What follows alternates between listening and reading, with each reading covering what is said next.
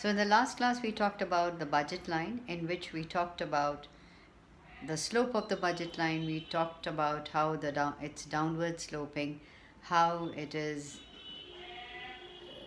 given the income, because the income and the prices are given. That is why the slope is constant. That also we discussed.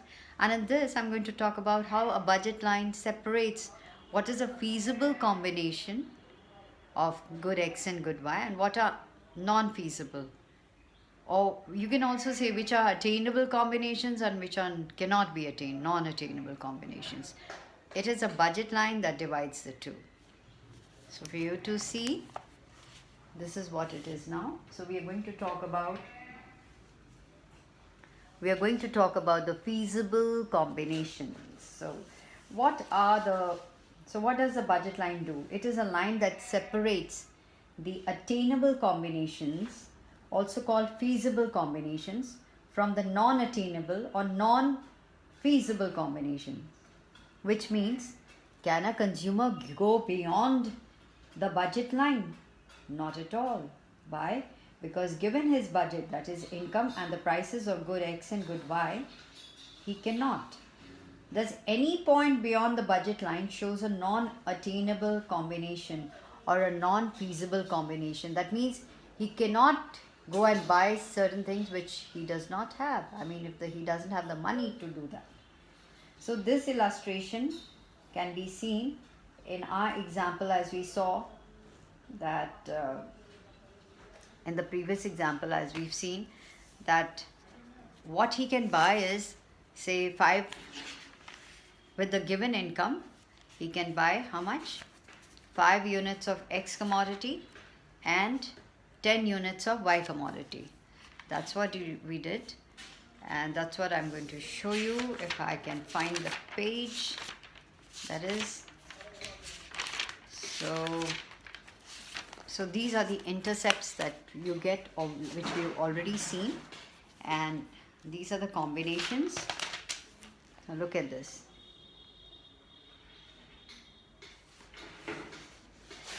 So with that we can see that because the prices of X and Y commodity are given, the price line will be something like this.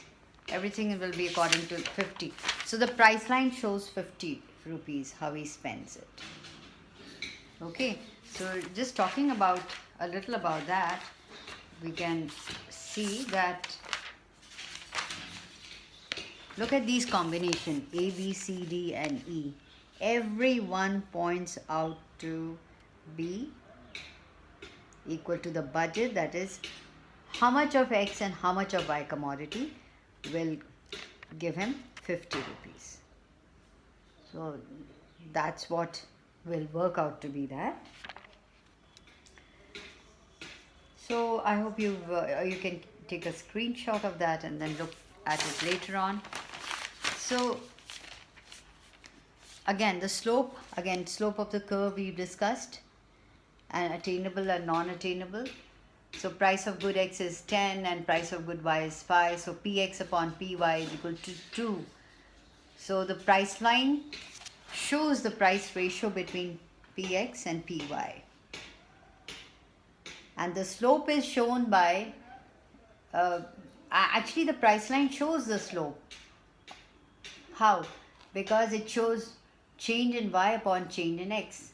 And throughout you will see the change in Y has been 2 and change in X has been 1.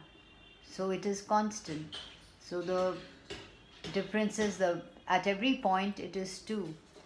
So that is how the price line shows the slope of the curve.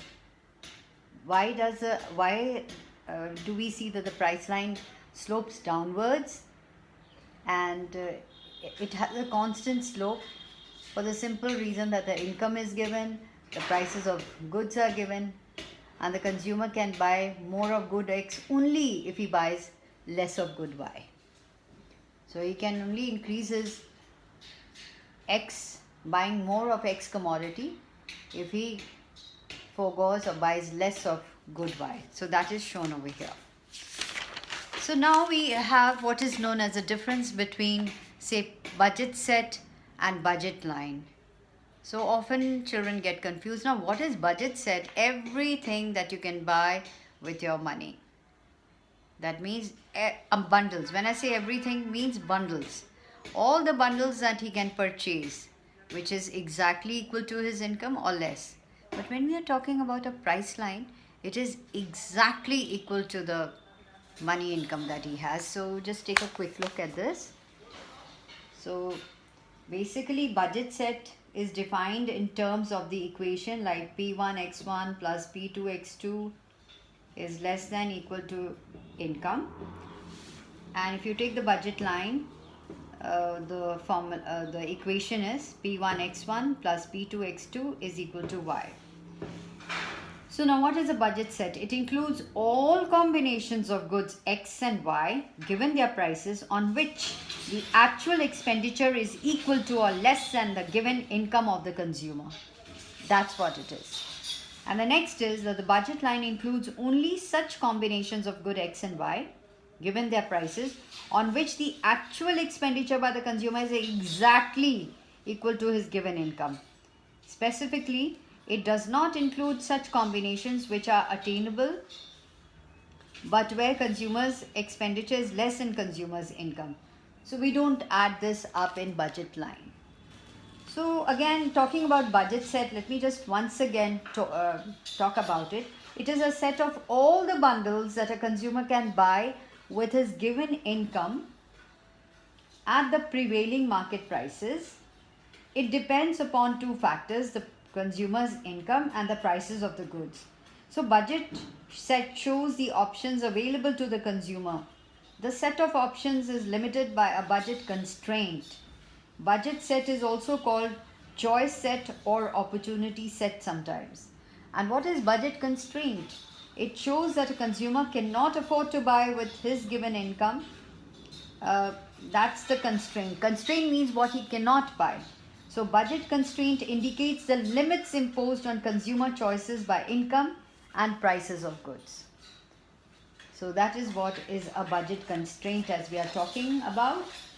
So we've just seen the equation as, say, Px Qx. You can put it as that. In some books you'll find that as Px Qx plus Py Qy is less than equal to M.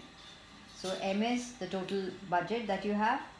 So this is a budget, this is an equation of budget constraint. The equation of budget constraint says that the amount of money spent on two goods which the consumer consumes is equal to or less than his income. So that's it. You can get a difference between the two.